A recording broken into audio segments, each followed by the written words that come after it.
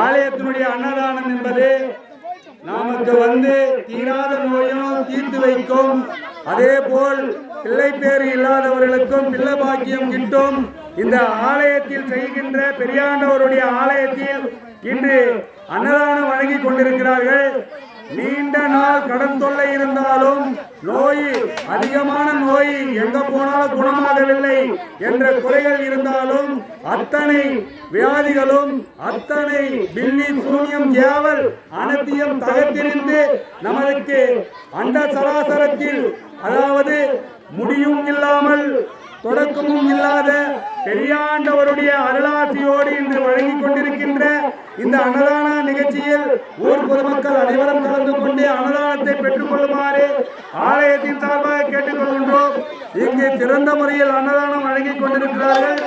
அனைவருக்கும் அன்னதானம் கிடைக்கும். யாரும் வரிசையில் நிற்காமல் கேட்க வேண்டாம்.